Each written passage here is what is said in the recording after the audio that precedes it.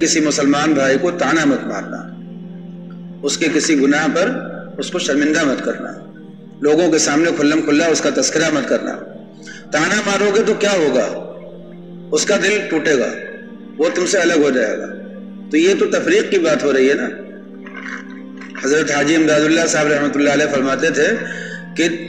تواضع کی جڑ ہے اتحاد، اتحاد کی جڑ ہے تواضع۔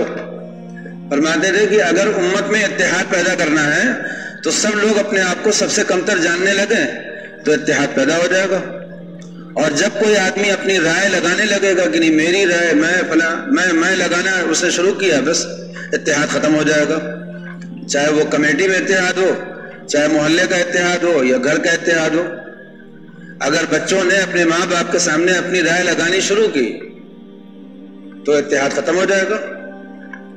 یا اگر کبھی بچوں میں سے کسی بچے کی کوئی رائے آئی اور ہم نے سوچا کہ میرے ہوتے ہوئے تم نے کیسے رائے دے دی، تو یہ میں اور تو جو ہوتا ہے یہی تو گڑبڑ ہے۔ بزرگوں کا طریقہ جو رہا ہے، ہم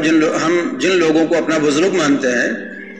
ان بزرگوں کا طریقہ رہا ہے کہ میں اور تو کبھی کرتے ہی نہیں وہ لوگ۔ ان کے پیش نظر حق ہے،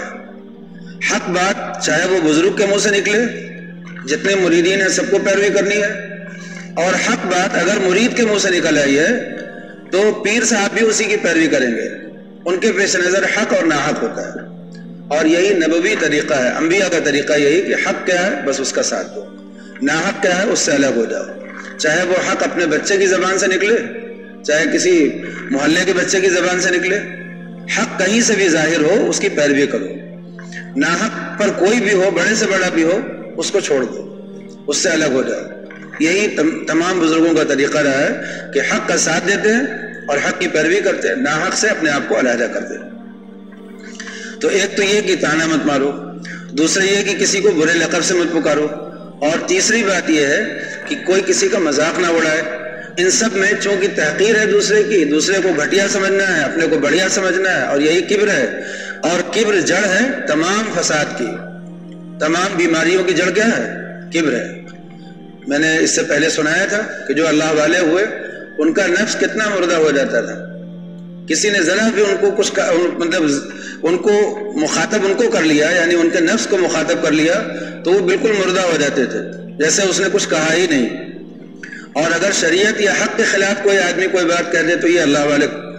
مضبوط اور طاقتور ہو کر کے کھڑے ہو جاتے ہیں۔ نبی کریم صلی اللہ علیہ وسلم کی یہی سنت ہے، حدیث شریف میں ہے کہ آپ نے کبھی بھی اپنے لیے کبھی کسی پر غصہ کیا ہی نہیں، نہ کسی خادم پر، نہ کسی بیوی پر، نہ کسی اپنے ماتحت پر، کبھی بھی آپ نے اپنے نفس کے لیے غصہ کیا ہی نہیں۔ ہاں اگر کوئی اللہ کا معاملہ ہوتا، کوئی حق کی بات آ جاتی، کہیں پر شریعت کو دبایا جا رہا ہو یا مٹایا جا رہا ہو یا شریعت کے خلاف کوئی بات کی جا رہی ہو، تو وہاں پر تو آپ کا غصہ پھر برداشت کرنے کے قابل نہیں ہوتا تھا، وہاں پر تو آپ بہت ناراض ہو جاتے تھے، بہت غصہ کرتے تھے۔ جنگ کی بھی نوبت آ گئی، جہاد کی بھی نوبت آ گئی، سب آپ نے کیا، لیکن اپنی ذات کے لیے کبھی آپ نے کسی کو کبھی منہ سے ہاں نہیں کیا۔ یہ آپ کی طبیعت تھی، مزاج تھا، اور یہی ہمارے بزرگوں کا بھی مزاج۔ حضرت سید احمد شہید رحمۃ اللہ علیہ، ان سے اللہ تعالیٰ نے پورے ہندوستان میں نہیں بلکہ اس پورے ایشیا میں کہیے بہت بڑا کام لیا، پورے خطے میں بہت بڑا کام لیا۔ ان کے حالات ہر مسلمان کو پڑھنے چاہیے، اس کی ضرورت ہے۔ تو سید احمد شہید رحمۃ اللہ علیہ کو اللہ تعالیٰ نے سید تھے ہی، اور بالکل اپنے نانا کے طریقے پر تھے، اپنے نانا یعنی سید نبی کریم صلی اللہ علیہ وسلم کے طریقے پر تھے، کہ جو ہو بہو بالکل آپ کا مزاج، آپ کی طبیعت، آپ کا انداز تربیت کا، وہ ساری چیزیں آپ نے اندر پیدا کر لی۔ جب کوئی آتا تھا بیعت کرنے کے لیے کہ حضرت ہم آپ سے بیعت ہونا چاہتے ہیں، تو فرماتے تھے کہ بالکل آؤ بیعت کرو، کتاب اور سنت پر، کہ اللہ کی کتاب اور نبی کریم صلی اللہ علیہ وسلم کی سنت، ان دونوں پر بیعت کرو، کہ کبھی بھی ان سے انحراف نہیں کرو گے، ہمیشہ ان کی پیروی کرو گے۔ تو کتاب و سنت پر ہی بیعت کرتے تھے۔ اور یہ جو دارالعلوم دیوبند آپ سنتے ہیں نا، مدرسہ مظاہر العلوم، دارالعلوم دیوبند، ندوۃ العلماء، جتنے ایسے مدرسوں کا تذکرہ آپ سنتے ہیں کہ جنہوں نے بنیاد قائم کی ہے پوری دنیا میں دین اسلام کی جس کو کہتے ہیں، یہ سب کے سب حضرات انہی کے فیض یافتہ ہیں، سید احمد شہید کے فیض یافتہ، اور ان سب کی بنیاد کیا ہے؟ کتاب و سنت ہے۔ کوئی بھی مدرسہ، کسی بھی مدرسے میں آپ چلے جائیں اور پوچھیں کہ یہاں پر کیا پڑھاتے ہو، کہیں گے نحو پڑھاتے ہیں، صرف پڑھاتے ہیں، منطق پڑھاتے ہیں، فلسفہ پڑھاتے ہیں، فقہ پڑھاتے ہیں، ادب کی کتابیں پڑھاتے ہیں، یہ پڑھاتے ہیں، وہ پڑھاتے ہیں، بہت سی چیزیں بتائیں گے کہ ہم یہ سب پڑھاتے ہیں۔ پوچھئے کہ یہ سب کیوں پڑھاتے ہو، تو کہیں گے کہ قرآن و سنت کی حفاظت کے لیے پڑھاتے ہیں، قرآن و سنت کی حفاظت کے لیے۔ مدرسے کا کوئی طالب علم کوئی کتاب پڑھتا ہی نہیں ہے سوائے اس نیت کے کہ قرآن و سنت کی حفاظت، اس کو سمجھنا، اس کو سمجھ کر کے لوگوں تک پہنچانا، اس کی نشر و اشاعت کرنا، اس کے مسائل کو نکالنا۔ تو قرآن و سنت پر ہی مدرسے قائم ہیں، اور یہ سید احمد شہید رحمۃ اللہ علیہ نے اسی پر اپنی بنیاد رکھی تھی بیعت کی۔ اس سے پہلے بزرگان دین بیعت کرتے تھے، لیکن وہ بیعت کرتے تھے جو پیروں کا سلسلہ چلتا تھا اس سلسلے میں بیعت کرتے تھے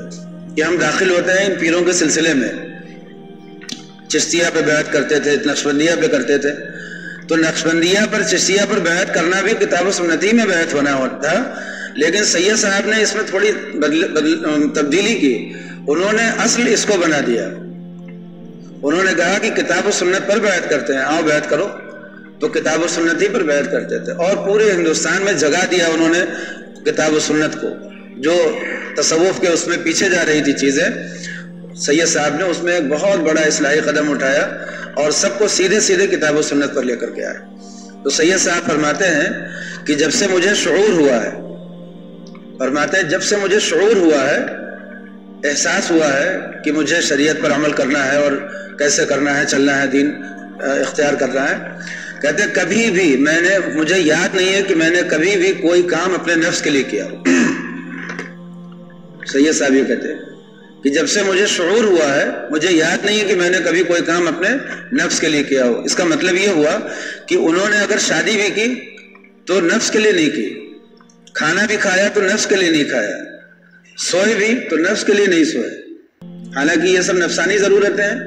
شادی بیاہ کرنا، کھانا پینا، سونا جاگنا، یہ سب انسان کے نفس کی ضروریات ہیں، مگر انہوں نے نفس کے لیے نہیں کیا اس کو کبھی،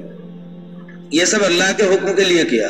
اللہ کا حکم ہے کھاؤ تو کھا لیا، اللہ کا حکم ہے سو تو سو گئے، اللہ کا حکم ہے کہ شادی کرو تو شادی کر لی، اللہ کا حکم ہے کہ یہ کرو تو کر لیا۔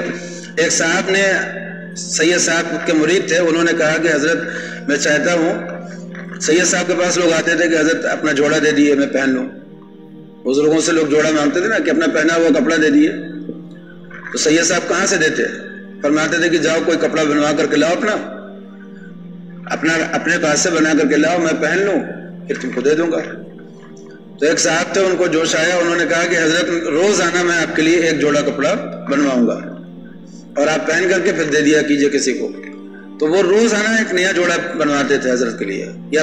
ایسے ہی بہت سا بنوا کر کے دے دیا، 50 جوڑا، 60 جوڑا، 100 جوڑا، جب وہ ختم ہونے لگتا پھر بھیج دیتے تھے۔ تو وہ سال بھر کا جوڑا بنوا کر کے بھیج دیتے تھے سید صاحب کے لیے، اور سید صاحب روزانہ صبح میں اٹھتے تھے، نیا جوڑا پہنتے تھے، اور نیا جوڑا پہن کر کے رات میں جب سوتے تھے اتار دیتے تھے، پھر اگلے دن وہ کسی کو دے دیتے تھے،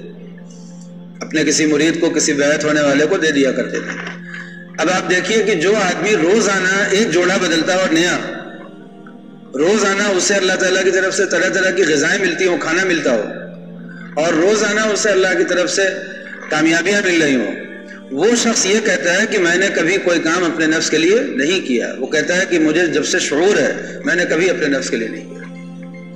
یہاں فیض آباد میں اب جو امبیڈکر نگر ہے، وہاں پر چاند شاہ صاحب ایک بزرگ گزرے، چاند شاہ صاحب ایک بزرگ گزرے، جو ان کا شروع کا دور تھا،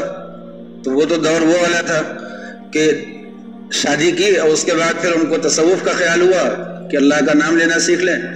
ایک بزرگ کی خدمت میں گئے، وہاں جا کر کے قیام کیا، اللہ کا نام لینا سیکھا۔ جب وہ نام لینا ان کو آ گیا، واپس آئے، بزرگ نے کہا کہ جاؤ اب جا کر کے اپنے وطن میں کام کرو۔ تو جب واپس آئے تو اب آ کر کے اپنے گھر والوں سے کیا کہا انہوں نے؟ اپنے والدین سے کہا کہ دیکھیے ہم کمائیں گے نہیں، ہم جس راستے پہ چل پڑے ہیں اس راستے میں کمانے کے لیے نہ ہمارے پاس وقت ہے نہ گنجائش ہے، تو ہم کمائیں گے نہیں، اور جب کمائیں گے نہیں تو کھانا کہاں سے کھائیں گے؟ اس کھانے کا بوجھ آپ لوگوں کے اوپر بھی نہیں ڈالیں گے، بس وہ ہمارا کھانا اب اللہ کے ذمے ہے، اللہ کھلائے گا تو کھائیں گے، نہیں کھلائے گا تو نہیں کھائیں گے۔ تو انہوں نے کہا کہ اب ہمارا کھانا ہمارے گھر میں نہ پکے، یعنی والد صاحب سے ایسے صاف صاف کہا کہ ہمارا کھانا گھر میں نہ پکے۔ اس کے بعد اپنی بیوی کے پاس گئے، کہنے لگے کہ دیکھو اب ہم کما نہیں سکتے، اب جس راستے پہ ہم چل پڑے ہیں اس میں کمانے کے لیے گنجائش نہیں ہے، تو کما نہیں سکتے، اور تمہارے لیے ہمیں کمانا پڑے گا، تمہارے خرچے اٹھانے کے لیے، تمہارا حق ادا کرنے کے لیے کمانا پڑے گا، اور وہ اب ہم کر نہیں سکتے، تو اس لیے ابھی تم جوان بھی ہو، بچے بھی نہیں ہوئے ہیں، تو اس لیے ہم تمہیں طلاق دے دیتے ہیں، تم کسی اور سے شادی کر لو، وہ تمہارا خرچہ اٹھائے گا۔ جب ہم تمہارا خرچہ اٹھانے کے اب قابل نہیں ہیں تو رکھ بھی نہیں سکتے تمہیں۔ اب دیکھیے دونوں کا جواب ان کو کیا ملا۔ جس گھر میں تھے بیوی نے کہا کہ میری قسمت اللہ نے آپ کے ساتھ باندھ دی ہے، اب جو کچھ آپ کو اللہ کھلائے گا اسی میں سے میرا بھی حصہ لگائے گا، اگر وہ آپ کو بھوکا مارے گا تو مجھے بھی بھوکا مار لے، اور اگر آپ کو کھلائے گا تو ہمیں بھی کھلا دے، اسی میں سے کھلائے گا، اس لیے اب تو ہم آپ کو چھوڑ کر کے جانے والے نہیں، میری قسمت تو آپ کے ساتھ بن گئی، اب جو آپ جس میں آپ رہے، جیسے آپ رہیے گا ویسے ہی ہم رہیں گے، آپ سے کوئی مطالبہ نہیں کسی طرح کا۔ بیوی نے یہ جواب دیا۔ گھر والوں نے کیا کیا؟ والد صاحب نے کہا کہ ہاں بھائی اب اس کے حصے کی روٹی نہیں پکے گی، اس کے اور اس کی بیوی کے حصے کی روٹی اب گھر میں نہیں پکے گی، لیکن ہم لوگوں کو یہ اختیار ہے کہ ہم لوگ اپنی روٹی میں سے جو روٹی اپنے لیے پکے گی اس میں سے ایک ایک ٹکڑا ہم سب لوگ الگ کر دیں، ایک ٹکڑا کم کھائیں گے۔ تو اب کیا ہوتا تھا کہ گھر میں جتنے لوگوں کے لیے روٹی بنتی تھی سب میں سے ایک ایک ٹکڑا الگ کیا جاتا تھا، ایک ایک لقمے کا ٹکڑا الگ کر کے، اور رکھ دیا جاتا تھا کہ یہ اب دونوں لوگوں کو دے دیا جائے، تو یہ لوگ بھی پیٹ بھر کر کے اپنا کھا لیتے، یعنی جو ان کو روزی ملنی تھی اس راستے سے ملی کہ گھر والوں نے ان کا بوجھ اپنے اوپر رکھا بھی نہیں، اور ان کے لیے اتنا انتظام ہو گیا کہ چلو روٹی نمک اپنا کھاتے رہے۔ اس کے بعد پھر یہ چاند شاہ صاحب اللہ کی عبادت میں لگے اور اللہ کا راستہ طے کرتے رہے، یہاں تک کہ وہ اس مقام تک پہنچ گئے کہ اب اللہ سے ان کا وہ والا رشتہ ہو گیا جس کے بارے میں حدیث شریف میں ہے کہ جب بندہ نوافل کے ذریعے سے میرا تقرب حاصل کرتا ہے اور میرے قریب آتا رہتا ہے، پھر ایک مقام اس کو وہ مل جاتا ہے کہ میں اس کا ہاتھ بن جاتا ہوں جس سے وہ پکڑتا ہے، میں اس کا پاؤں بن جاتا ہوں جس سے وہ چلتا ہے، میں اس کی آنکھ بن جاتا ہوں جس سے وہ دیکھتا ہے، یعنی میں اس کے اندر اتنے اثرات میرے آ جاتے ہیں کہ جس سے اس کی تمام چیزوں کی کفالت میں کرنے لگتا ہوں، وہ پوری طرح میرے رنگ میں رنگ جاتا ہے۔ قرآن پاک میں نا صبغۃ اللہ کہ اللہ کا رنگ جس پر چڑھ جائے تو وہ پوری طرح اللہ کے رنگ میں رنگ جاتا ہے۔ پھر اگر وہ کسی سے کہہ دیتا ہے کہ تمہارا یہ کام ہو جائے گا تو اللہ تعالیٰ اس کام کو پورا ہی کر دیتے ہیں۔ حدیث شریف میں کہ اللہ کے بعض بندے ایسے ہوتے ہیں کہ وہ اگر اللہ پر قسم کھا کر کے کہہ دے کہ یہ کام ہونا ہے تو اللہ تعالیٰ ان کی قسم میں ان کو جھوٹا نہیں کرتے، پورا ہی کر دیتے ہیں۔ تو اس مقام تک بندے پہنچ جاتے ہیں، یہ سب حدیث شریف میں موجود ہے، قرآن پاک میں موجود ہے کہ یہ مقامات بندوں کو ملتے ہیں۔